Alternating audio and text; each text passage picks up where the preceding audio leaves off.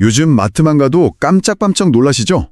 월급은 그대로인데 장바구니 물가는 왜 이렇게 오르는지, 이런 상황에서 꼬박꼬박 모은 내 자산 가치를 어떻게 지켜야 할까? 아마 다들 한 번쯤은 고민해 보셨을 거예요. 오늘 바로 그 해답의 실마리를 찾기 위해 당신이 보내주신 한 금융 전문가의 블로그 글을 아주 제대로 파헤쳐 보려고 합니다.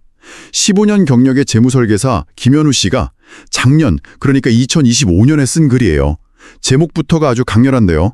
2026년 인플레이션, 금, 원유 ETF로 막지 않으면 큰일 납니다. 당시의 전망과 전략이 과연 지금 우리에게도 유효할지 그 핵심을 속 시원하게 파헤쳐 보겠습니다.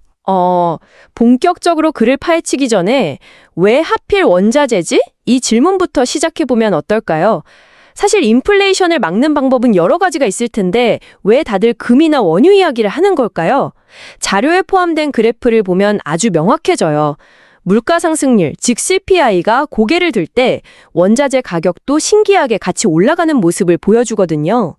2024년 공식적인 미국 소비자 물가지수 CPI가 3.4% 올랐다고 하지만 우리가 피부로 느끼는 건 그 이상이었잖아요.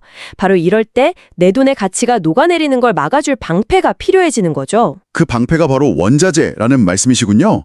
재밌는 건 이 글을 쓴 김현우 전문가도 처음부터 원자재 투자를 확신했던 건 아니래요. 2023년 8월에 처음 금 ETF를 사면서도 속으로는 이게 진짜 효과가 있을까? 반신반의했다는 거죠. 네, 그랬다고 하더라고요. 그런데 바로 다음 달 9월에 미국 CPI가 발표되고 나서 금 가격이 2달 만에 12%나 뛰는 걸 직접 본 거예요.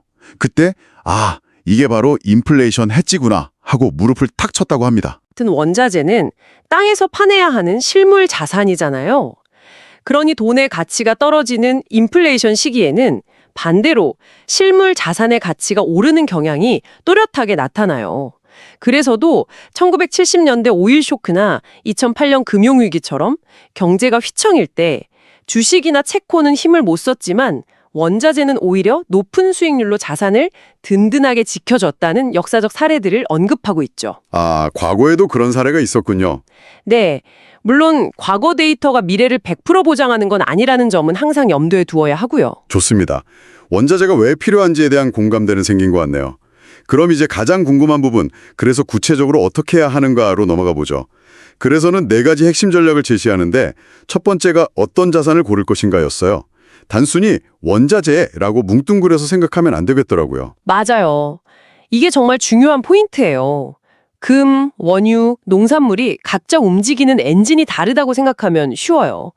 금은 보통 달러 가치가 떨어지거나 경제가 불안할 때 사람들이 찾는 대표적인 안전자산의 성격이 강하죠? 네네. 반면 원유는 세계 경제가 잘 돌아갈 때 수요가 늘면서 가격이 오르기도 하고 중동 같은 산유국에 지정학적 리스크가 터지면 공급 불안 때문에 가격이 치솟기도 해요. 농산물은 또 완전히 달라서 이상기후 같은 자연재해에 가장 민감하게 반응하고요. 글을 쓴 김현우 씨의 2024년 경험담이 아주 구체적인 예시가 될 것 같아요. 금으로는 12% 수익을 받는데 원유는 8% 오르는데 그쳤다고 하더라고요. 심지어 원유 ETF 비중을 20%까지 늘렸다가 단기적으로 7% 손실을 보기도 했다는 솔직한 고백도 있었어요. 결국 핵심은 계란을 한 바구니에 담지 말라는 격언처럼 여러 원자재에 골고루 분산하는 거군요. 그렇죠. 금은 무조건 안전해라는 생각으로 금에 문한 올인하는 게 초보 투자자들이 가장 흔하게 하는 실수 중 하나예요. 그러다 금 시장에만 영향을 미치는 악재, 예를 들어 특정 국가가 보유금을 대량 매도한다거나 하는 상황에 닥치면 속수무책으로 당할 수 있거든요. 서로 다른 엔진을 가진 자동차 여러 대에 나눠 타는 게 한 대에 다 같이 타는 것보다 안전한 이치와 같습니다. 좋습니다. 금, 원유, 농산물 이렇게 뭘 살지 정했다면 그 다음 질문은 당연히 어떻게 사느냐겠죠. 사실 이게 초보자들에게는 가장 큰 장벽일 수 있거든요. 집에 금괴를 쌓아둘 수도 없고 원유 선물을 직접 거래하는 건 용어부터가 너무 어렵고요. 그래서 이 글이 대안으로 제시하는 게 바로 ETF, 상장 지수펀드예요. 어렵게 생각할 것 없이 금이나 원유 같은 실물 자산의 가격을 따라가도록 만들어진 금융상품이라고 보시면 돼요. 일종의 펀드 같은 거군요. 네. 가장 큰 장점은 우리가 쓰는 주식거래 앱에서 삼성전자 주식 사듯이 똑같이 사고 팔 수 있다는 점이죠. 아주 간편해요. 국내 상품으로는 KODX 골드 선물, 타이거 원유 선물 같은 것들이 있고 해외 상품으로는 GLD, 이게 금이죠.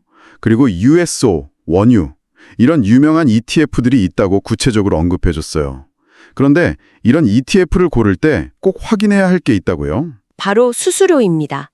눈에 잘 보이지 않아서 간과하기 쉬운데 이게 장기적으로는 수익률을 갉아먹는 주범이 될 수 있어요. 글에 나온 KODX 골드 선물이 연 0.5%, 타이거 원유 선물이 0.65% 정도인데 이게 작아 보이지만 10년, 20년 쌓이면 무시 못할 차이를 만들어요. 아, 티끌 모아 태산이 되는 거군요. 칠 수 있는 것처럼요. 그래서 저자로 국내 상품은 0.6%, 해외는 0.4% 이하인 상표를 고르라는 구체적인 기준까지 제시한 거고요. 자, 이제 세 번째 전략입니다. 뭘 어떻게 살지 정했으니 얼마나 담을 것인가 하는 비중의 문제네요. 저자는 전체 포트폴리오의 10%에서 20% 사이를 마법의 숫자로 제시했어요. 이 10%, 20%라는 숫자가 정말 재미있는데요. 단순히 위험을 분산하는 걸 넘어서 투자자의 심리를 지켜주는 안전벨트 같은 역할을 해요. 한번 상상해 보세요. 주식시장이 20% 폭락하는 끔찍한 상황이 왔어요. 그런데 내 포트폴리오에 원자재가 20% 섞여 있어서 전체 손실은 15%에서 막아줬다면 어떨까요? 아, 그래도 버틸만 하구나 하는 심리적 안정감을 얻게 되죠. 아, 그렇죠. 덜 불안하겠네요. 네. 사실상 이게 없으면 공포에 질려 전부 팔아버리는 최악의 실수, 즉 패닉셀링을 막아주는 첫 번째 방어선인 셈이에요. 그 지점이 정말 중요한 것 같아요. 이론적으로는 이해하지만 막상 내 돈이 걸리면 그 비율을 지키기가 어렵잖아요. 그래서도 비슷한 실수를 한 지인 이야기가 나오죠. 금이 오를 것 같다는 말만 믿고 전체 자산의 40%를 금에 쏟아부었다가 금값이 잠시 조정을 받자 엄청난 손실을 봤다는 안타까운 사례요. 그렇죠. 그게 바로 안전벨트 없이 과속운전을 한 것과 같아요. 10%에서 20%라는 건 내 전체 자산, 즉 주식과 채권이라는 메인 요리에 곁들이는 보험 또는 가드레일의 개념으로 접근해야 해요. 이걸로 인생 역전을 하겠다는 게 아니라 내 자산이 급격한 충격에 부서지지 않도록 지키는 전략적 배분이라는 걸 잊으면 안 됩니다. 이제 마지막 네 번째 전략, 어떻게 관리할 것인가입니다. 한번 사두고 잊어버리는 게 절대 아니라는 점을 여러 번 강조하더라고요. 꾸준한 관리가 필요한데 뭘 보고 판단해야 할지 막막하잖아요. 그래서 주목해야 할 지표로 미국 CPI 발표일, 한국은행 물가 동향, 미국 연준의 금리 결정 같은 것들을 콕 집어줬어요.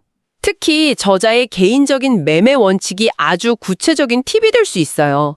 이분은 매월 둘째 주 수요일 아침마다 경제 캘린더를 확인한대요.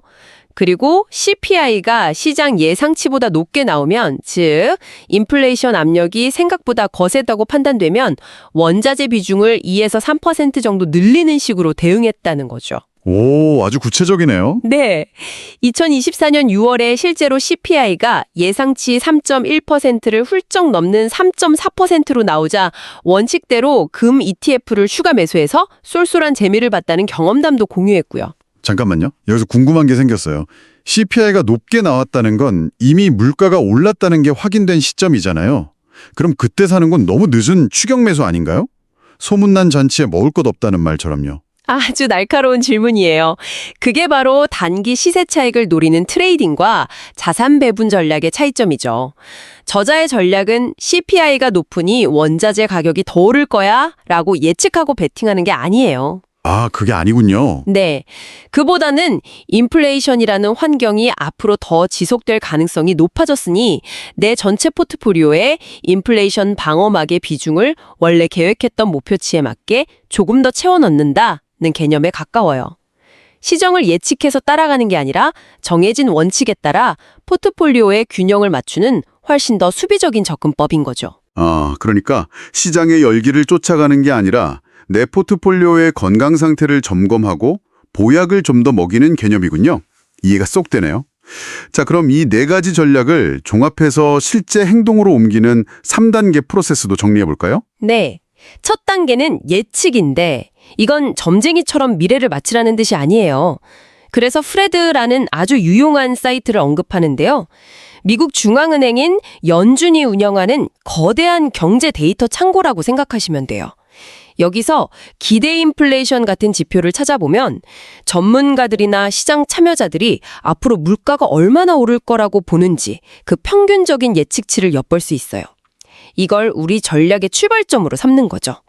아, 지금 시장 분위기가 이렇구나 하고 온도를 체크하는 단계예요. 온도를 체크한 다음 2단계는 매수군요. 여기서도 저자는 한 번에 몰빵하지 말라고 신신당부해요.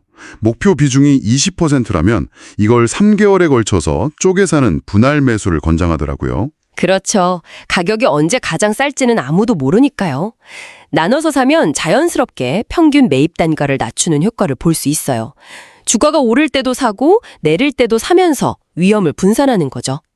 저자도 2024년 8월에 금값이 5% 하락했을 때 이걸 기회로 삼아 추가 매수하면서 평균 단가를 낮췄다는 경험을 공유했죠. 이게 바로 감정이 아니라 시스템으로 투자하는 방법이에요. 그리고 마지막 3단계 조정, 바로 리밸런싱이네요. 6개월에 한 번씩 내 포트폴리오를 열어보고 원래 계획했던 비중을 다시 맞춰주는 작업이죠. 예를 들어 금값이 너무 많이 올라서 전체에서 차지하는 비중이 15%를 훌쩍 넘어갔다면 일부를 팔아서 수익을 실현하고 비중을 다시 낮추는 식으로요. 이 리밸런싱이야말로 감정적인 매매를 막아주는 가장 효과적인 장치예요. 가격이 올랐으니 판다, 내렸으니 산다는 아주 간단한 원칙을 기계적으로 따르게 만들거든요. 대부분의 사람들은 거꾸로 하잖아요. 오르면 더 오를까봐 못 팔고 내리면 무서워서 팔아버리죠. 아, 맞아요.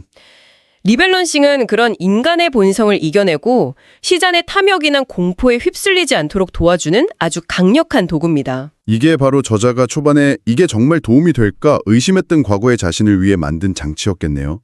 감정에 휘둘리지 않고 기계적으로 원칙을 따르게 만드니까요. 금값이 오를 때 더 사고 싶은 탐욕, 떨어질 때 팔고 싶은 공포를 이 리밸런싱이라는 규칙이 막아주는 거고요. 그럼 이제 당신이 같은 실수를 반복하지 않도록 저자가 콕 집어준 5가지 함정을 체크리스트처럼 짚어보죠. 첫 번째 함정은 이미 여러 번 얘기했던 한 가지 자산에 올인하는 것. 해결책은 당연히 금, 원유, 농산물 경으로 나누는 분산 투자고요. 두 번째는 매수 후 방치하는 것.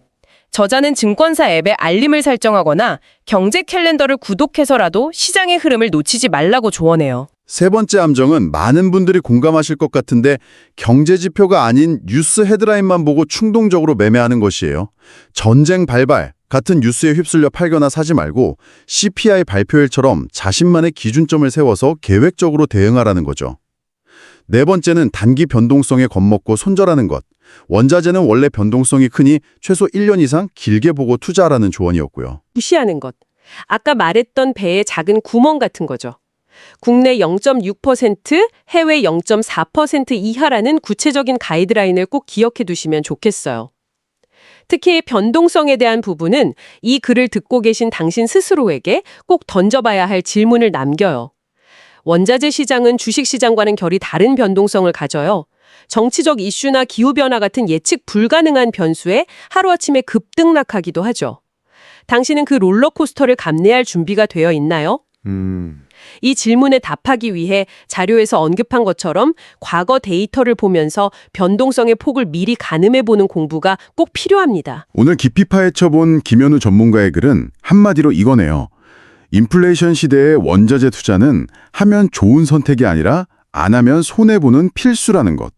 핵심 전략을 다시 정리하면 금, 원유, 농산물에 분산하고 저비용 ETF를 활용하며 전체 자산의 10에서 20% 수준을 유지하고 마지막으로 꾸준히 지표를 보며 관리하는 것이었습니다. 맞아요. 이 전략들은 단기간에 큰 돈을 벌게 해주는 마법 지팡이가 아니에요. 오히려 그 반대에 가깝죠. 은행 예금에 넣어둔 내 돈이 물가 상승 때문에 나도 모르게 조금씩 갉아먹히는 것을 막기 위한 일종의 자산보험에 가입하는 것과 비슷하다고 생각하시면 가장 정확합니다. 오늘 자료는 금이나 원유 같은 원자재에 직접 투자해서 자산을 지키는 전략에 초점을 맞췄는데요. 여기서 당신이 스스로 더 탐구해 볼 만한 질문 하나를 던지며 마무리할까 합니다. 원자재를 직접 사는 대신 그 원자재를 생산하는 기업의 주식에 투자하는 것은 어떨까요? 예를 들어 금 ETF 대신 금광회사 주식을, 원유 ETF 대신 정유회사 주식을 하는 거죠. 이건 인플레이션이라는 동일한 위협에 대응하는 또 다른 방식의 기회가 될 수 있지 않을까요? 한번 고민해 볼 만한 흥미로운 질문인 것 같습니다.